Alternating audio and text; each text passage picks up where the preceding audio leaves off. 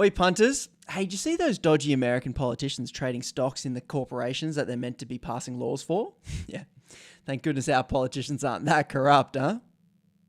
Sorry, what?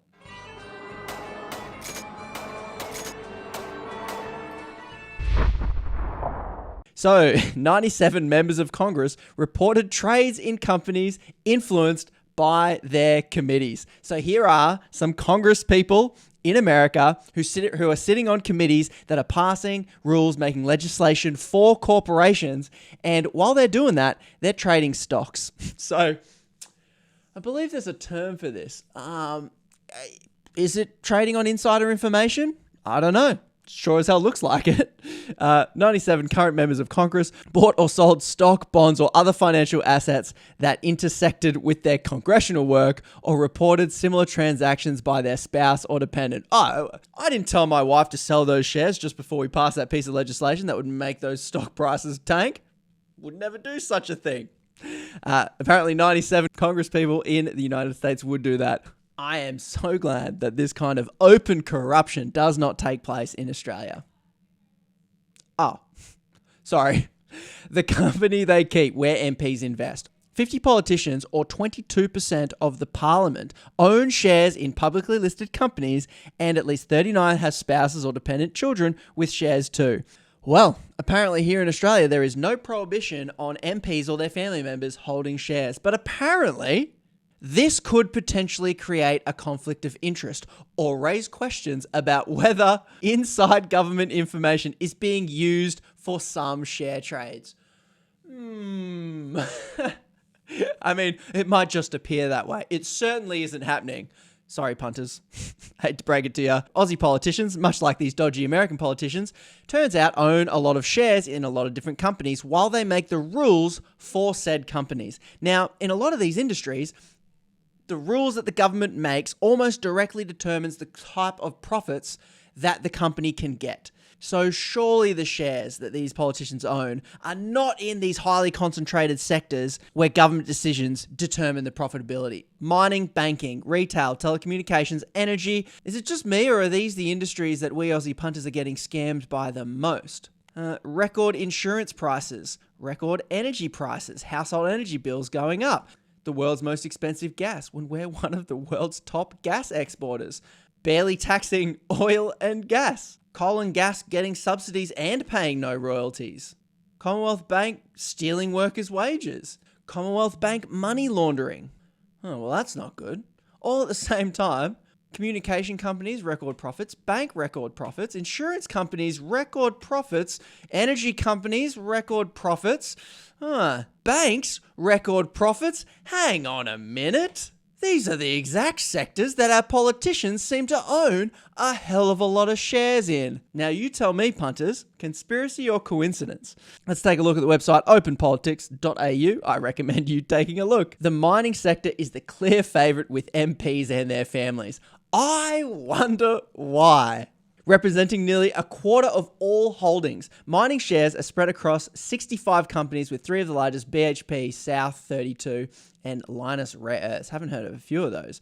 The four banks make up 80% of MP's shareholdings in the highly concentrated banking sector. So, if the banking sector needs more competition, but banks are making record profits because there isn't competition, we rely on our politicians to make laws so that there is more competition in the banking sector.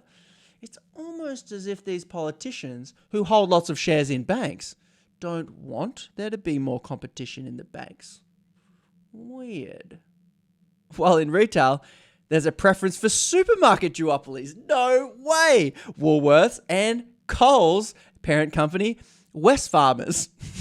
Labor resists demands to break up Coles and Woolworths.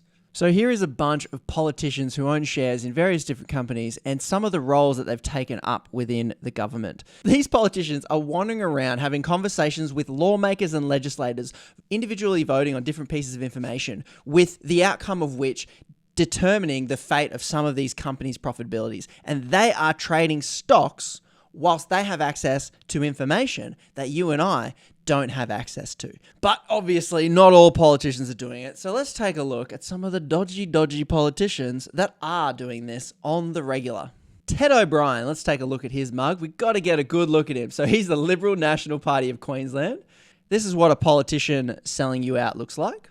He owns shares in Rio Tinto, Fortescue Metals, Newcrest Mining, Aurizon, and Woolworths, all while he was the chair of the Standing Committee for Environment and Energy. Hang on a minute. This bloke is chairing a committee on environment and energy whilst holding mining company, mining company, mining company. Let's take a look at my favourite stock trader and stock holding boy, Paul Scar, Liberal Party Shadow Assistant Minister. Let's take a look at some of his shareholdings. We got Wesfarmers, as Woolies and Coles. We got Santos, show favourite.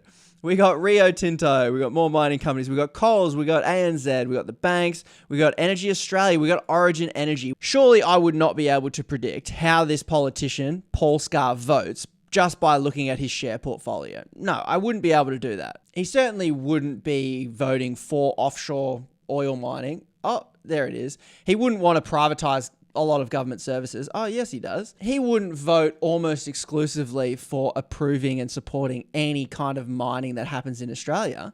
Oh, he's all for unconventional gas mining. I wonder which company might want him to be in support of unconventional gas mining. He wants to invest in the coal industry. He definitely doesn't want to ban any new coal mines. He's definitely against the government capping gas prices, as we have, as I pointed out here, the most expensive gas prices in the world. He doesn't want to solve that problem. Once again, I wonder why. He is very against decreasing subsidies to fossil fuels, obviously, which brings us back to why coal and gas in Australia get more in subsidies than they pay in royalties. Thanks, Michael West. He consistently votes against stopping tax avoidance and tax minimisation. And most of all, the big one, he almost always votes against increasing political transparency. So he would hate the fact, old Paul Scar would hate the fact that I'm showing everyone his photo and everyone some of his share portfolio. Because that would be political transparency, wouldn't it? All of the information we know now comes from the stuff that he himself has declared as of 2022. So it's been a couple years since then. I don't know what trades he's been doing. I would be very curious to know what he's holding now, because there's obviously been alterations since then, including new interests and deletions. And due to Senate restrictions, we can't see what his spouse or children own. So my point is this is not even up-to-date information. This is a snapshot, a ballpark thing that relies on them self-reporting what they own and what they hold. And a lot of the time, these politicians just forget to declare certain things. Let's take a look at another bloke, David Gillespie. What's he look like? Here he is, the Nationals. Now, I can probably predict exactly how he votes, but let's first take a look at his shareholdings. NAB, Commonwealth Bank, Woolworths, the classic oligopolies that are destroying our economy. Consistent here. Mining companies, South 22, that's a big mining company. AMP. Gillespie held shares in both companies. BHP in a previous parliament when he was a member of the House Standing Committee into Environment and Energy. Now, he wouldn't vote in favour of big fossil fuel mining interests just because his share portfolio also is invested in that, would he? Let's take a look. Of course, he wants to reduce the corporate tax rate. Oh, geez, of course he wants to increase indexation of my student loan. He would love to do that to me. Of course, he is against a minerals resource rent tax. So this bloke is 100% in favour of giving our gas to corporations for free and letting them sell it back to us at record prices so that we can have the most expensive gas in the world. This bloke votes for that, putting a face to the decisions that screw everyday punters every single time. Of course, he's against consumer protections. And of course, he's against capping gas prices, just like his buddy. He votes against political transparency, so we don't know who and why he's bloody voting. He votes against stopping tax avoidance or tax minimisation.